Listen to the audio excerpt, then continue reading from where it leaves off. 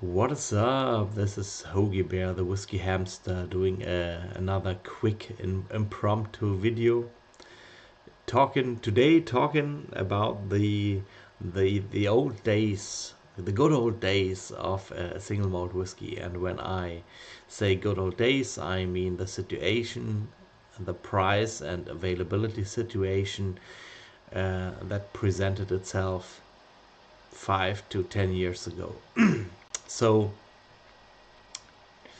just some hours ago, Food Quick made a video about the Laphroaig 18. He did a review of Laphroaig 18, and following up the review, there were several comments on his video. I also commented about the Laphroaig 18, and the last comment I just wrote half an hour ago was regarding the price and the availability of the Lagavulin, not Lagavulin, Laphroaig 18 in Germany a couple of years ago. And I just wanted to bring this up in this video, that there were a couple of 18-year-old malts that were very, very inexpensive to get in Germany, say only 4 to 5 years ago perhaps. And two of them were the Laphroaig 18 and the Highland Park 18. Both were available online in stores for a bit under 60 euros.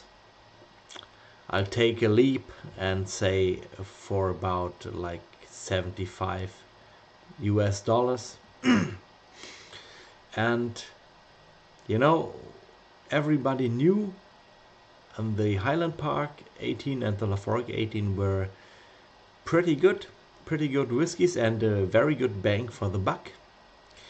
But for me personally, that was one reason I didn't really buy them as soon as I got into single malts 10 years ago, because they were so, as soon as I explored them and also found my taste in peated malts, there were so many other options and more exciting drams and more independent bottlers to discover, that these seemingly endlessly being produced. Well, I think I lost myself. You know, like these two malts, Highland Park 18, Laphroaig 18, were so widely available that I never thought this would stop one day, and I never thought they would go up in price one day, at least not as significantly as they did within half a year. After, for the Laphroaig 18, the production ceased, and for the Highland Park 18 they just bumped up the prices for the whole range, especially the 18, throughout the whole world, I think. At least in Great Britain they did too. Yeah. And so I got these two at last before the price increase hit, but there were rumors already, and some stocks had depleted already, and so I just walked around, and there were a few stores and supermarket chains that still had like a supply left, a stock left of the Laphroaig 18. And so I got myself Laphroaig 18, and I still enjoy it to this day, and who knows, perhaps I even have another bottle in store. For the Highland Park 18, I bought the Highland Park 18. It's still available, just significantly more expensive now. And quality wise, I'd like to say that, in my honest opinion, they are both pretty good, but the Highland Park 18 for me suffers from the, I think, 43% ABV. It should be higher because it's complex and has very good how do you say, very good, missing the English word, you know, it has potential. but to fully show its potential, I think they had to bump it up to 48%, at least, or give us a cask strength version of the 18. I'd really appreciate that. Although I don't want to know the pricing for this nowadays. Yeah, and the Laphroaig 18 is also very, very good dram. I enjoy it, and it's significantly better than the Laphroaig 10, and it's more developed, more complex. The peat has a bit mellowed out, but it's you got the wood notes and you got the elegance and the balance in the Laphroaig 18. Compared, I'd say I prefer the Laphroaig 18 over the Highland Park 18, but that's a personal opinion, of course, as the whole video is, except for the pricing, which was quite objective. Yeah, something else? I don't know. Yeah, Talisker 18, for example, was way cheaper too then, but not as cheap. Perhaps you could get Highland Park 18 for 80 euros, maybe $95. I also got a Highland Park, not Highland Park, Talisker 18, but I still have some left, but in this case not because I want to stretch my enjoyment. Rather, it's not significantly better than the good version of the 10-year-old Talisker. It's just different, also mellowed out with more complexity, but it lacks the excitement of the 10 and the power and the punch of the 10. You really like this chili catch in the end, and so it's not worse than the 10, but different than the 10. And for the price I paid, was quite a disappointment, I have to say. And people told me that, like, before the Talisker 18 used to be a very refined, a very good malt. So unfortunately, at least the batch I got didn't reflect that, and it didn't reflect the strengths of its former self to me. So this is my quick video about the Highland Park 18, the Laphroaig 18, and I really understand people who want to get to know the 18, the Laphroaig 18. Now I'm speaking about the Laphroaig 18 exclusively. I really understand people like Foodquick and others who are on their journey. He's tried a lot. Just look at his background, all his presentation boxes and stuff.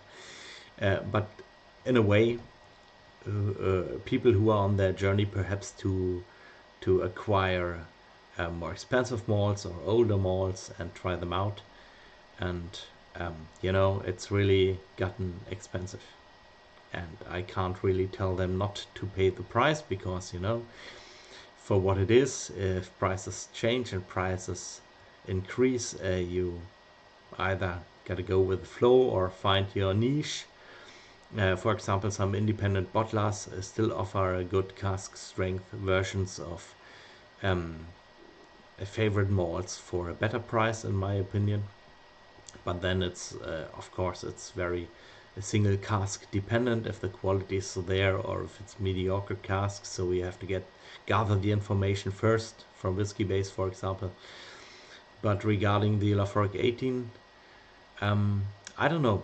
I confess I haven't had the lore, nor the lore, and the 1815 edition I didn't have either.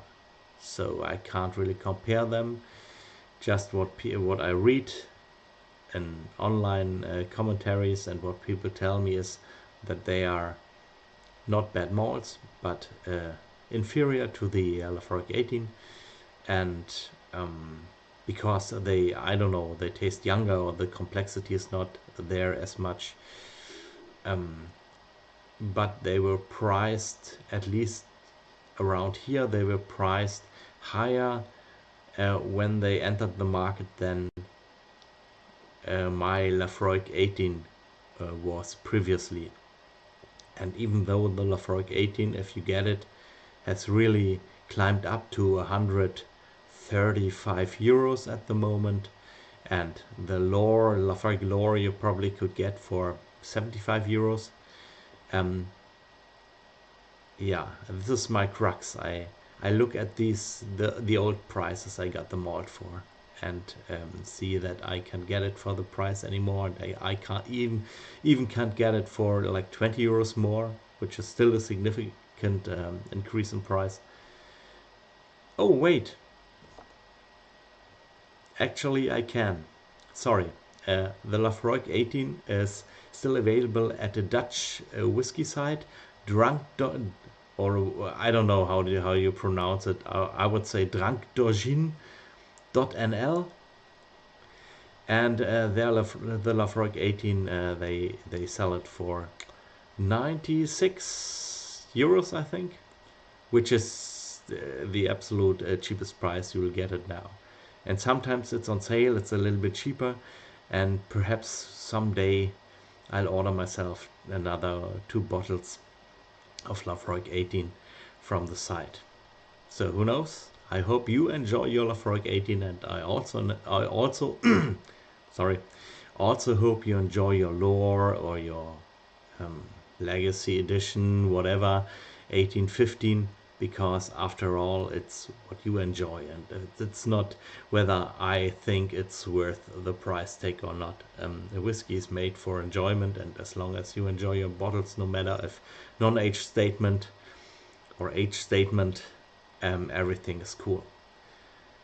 Just to remind you, since you vote with your money whenever you buy a malt, if you don't like a malt, your non-age statement malt or something new coming out, express your opinion, and not only to yourself and your wife, but also to other people, because this is an online community nowadays, and over YouTube and other channels like forums, we can warn one another of beware of bad malts, so that the industry understands that they can't sell us anything they want, everything they want, but we are discerning customers, and if they understand this, then perhaps their politics will change in the future, and they will refer back to the old methods where age still mattered, and not only the quality of the casks, but it's a combination of both,